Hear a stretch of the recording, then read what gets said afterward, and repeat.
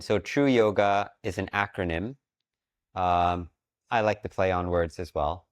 And it stands for the resonance of unity. TRU, the resonance of unity. Right? Yoga being union, yuj, oneness, unio mystica. It's the same root as the word religion, relegare, to reconnect ligaments. What is a ligament? Right? It's holding these muscles together. So the ligament, the relegare, the reuniting, the reconnecting, that's what religion is.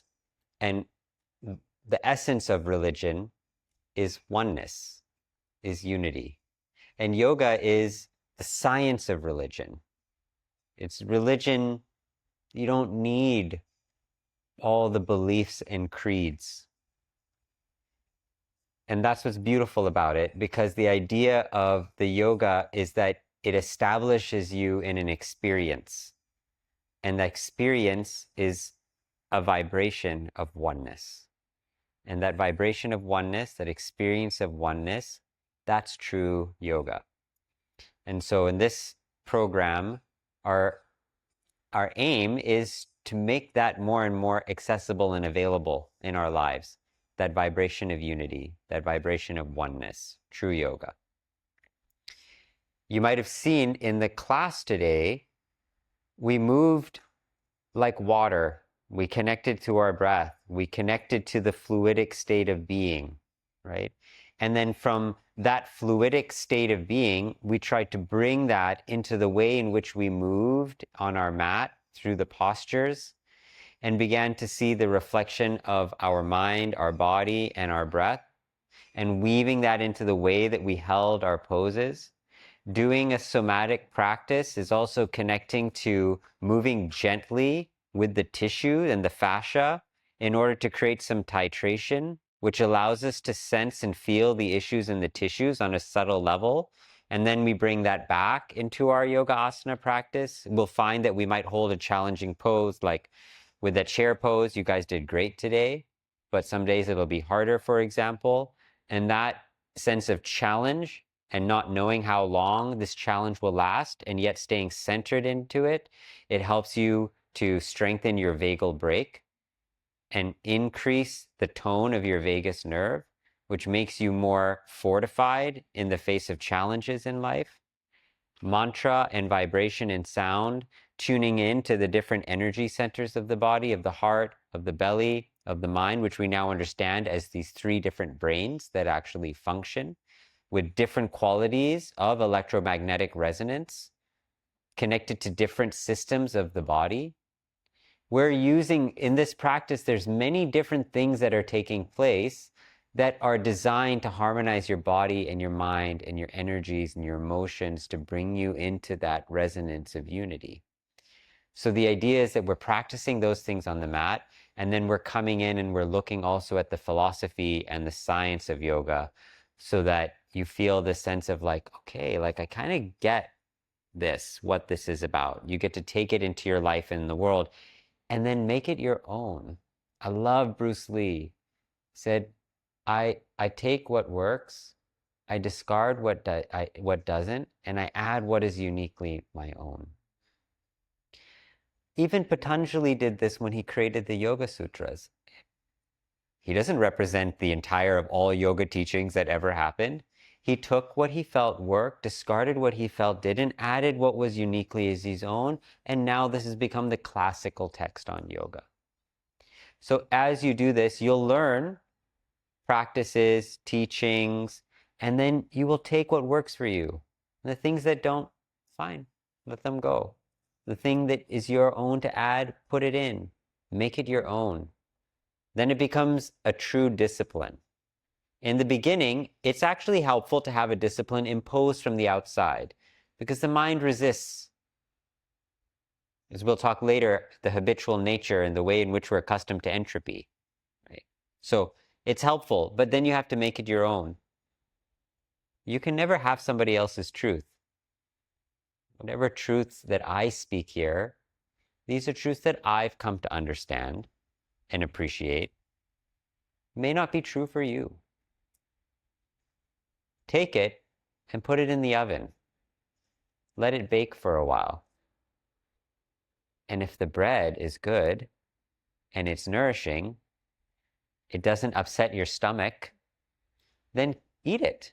Let it feed you. But if you find that you can't stomach it, maybe it's not for you. That being said, there is a teaching in Zen that the true teaching feels like it's imposed. I don't think that's true all the time. But especially when it comes to certain truths of yoga, they're so against our habit or our conditioning that it feels like, no, that's inconvenient. I think Al Gore coined that, right? The inconvenient truth.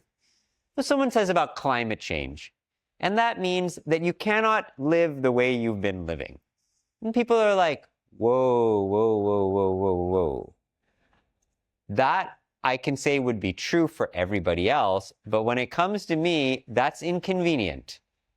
Yoga has elements of that, right? And if you don't get some of that bitter medicine, which is like, in order for this to become true for you, you're going to have to be with the discomfort of changing. Changing how you view things, changing how you do things. It will also be that. If you don't feel some level of that, tell me, because I'm not doing my job right. There should be some level of that has to be coming up in the process. Yep. So let's talk about the 4 paths of yoga.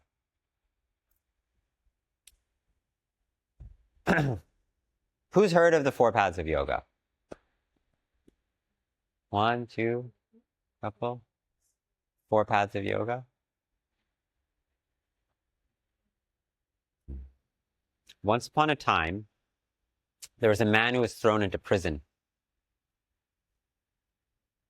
And he had a friend on the outside who was very wise. And his friend sent him a gift. And it was a gift of a carpet. And when this prisoner received this gift, he knew who it was from. And he knew this person would not have just sent him any kind of gift. There was a reason behind this gift. And so he laid out this carpet and he began to pray on it every day. Over time, he noticed a pattern in the carpet, a hidden pattern, a pattern beneath all the patterns. Because the carpets at that time were woven with patterns. But he started to see the hidden pattern. And he realized that this hidden pattern was actually the way to a key. And he looked at this pattern and fashioned a key based from it. And he put this key into the lock of the prison doors and opened it. And then he went and made his way to freedom.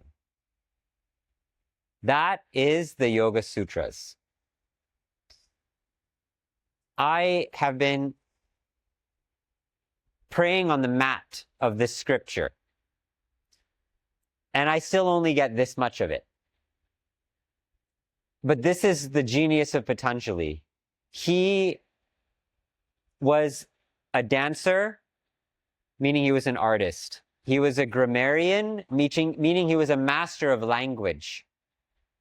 He was a doctor, meaning he was a master of medicine in Ayurveda. And within all this, he was a yogi. He understood art and science, and he brought it together in the way of mysticism to understand the essence of religion. Not religion, as I said, not Islam or Christianity or in the no way we see it, the science of union. That's why, I mean, India is the land of religion. I just applied for my Indian visa. They asked me, what is your religion? And it's a mandatory answer. Not only is it a mandatory answer, there's no option to not have a religion. There's no agnostic, there's not atheist. Literally, India, everybody has a religion. Although they also have atheists and agnostics in India. It's not that they don't. But there's so many religions on that list, it blows your mind how many religions there are. So for Patanjali to be someone who's revered like this, it means he really got something. really got the essence of it. So within the paths of yoga, there's 4 primary paths. And these were espoused by Ramakrishna, and one of his disciples was Swami Vivekananda. And Vivekananda brought yoga to the West. And Vivekananda said that actually in this modern time, the ideal yoga is the harmony of 4 yogas. Because we need these different aspects of our life. We need to work on intellect, on logic, on reasoning. Sense-making in this world today, how important is it? In a world where anything you believe, you can find evidence for it to be true, and it could be fed to you intelligently by artificial intelligence, reading your preferences, your emotions, your likes and dislikes, how important is it for you to develop strong intellectual and reasoning capacities? So important. We need that. This is Jnana Yoga. This is Jnana. Jnana. Karma Yoga. We need to feel a sense of usefulness and purpose in life. Right action in accord with some sense of spiritual truth. This is a need for human beings. This is also a yoga, Karma Yoga. Another one, Raja Yoga. We need some way to control the scattered nature of our discursive mind, the monkey mind. When we're being bombarded by so many various sources of information, they say nowadays, in one day, someone sees more advertisements than someone did in their entire life 60 years ago. In a single day.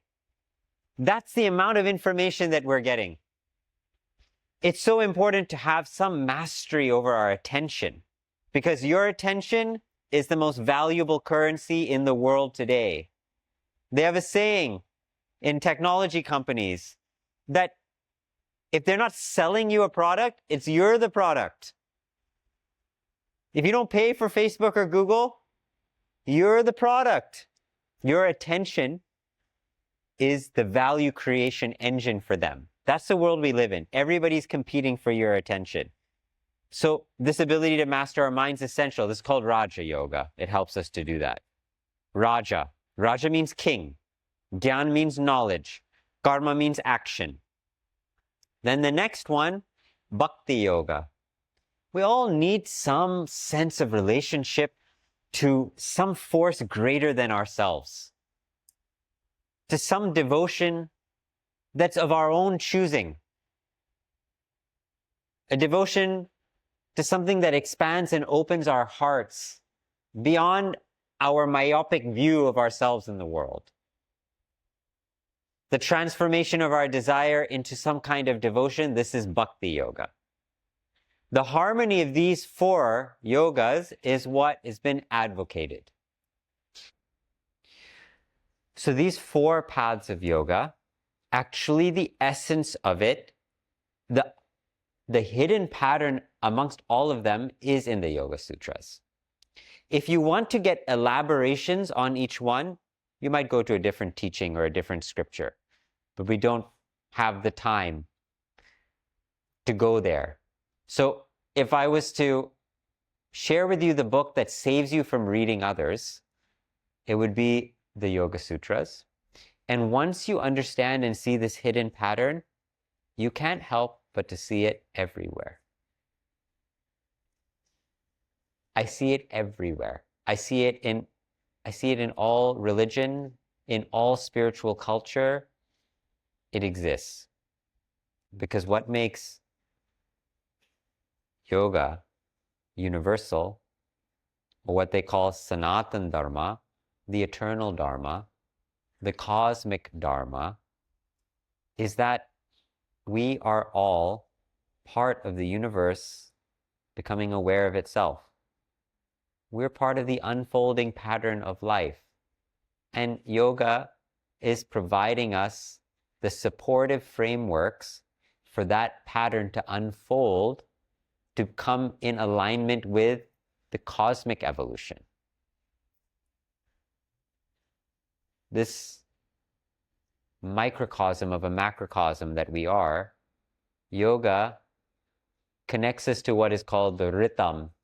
And the rhythm is the hidden law that everything operates under, the universal truth force. That's what is designed to. So however you find your relationship to these yogic paths and this pattern in your life, what it will do is it will ensure your spiritual evolution in harmony with the rest of existence.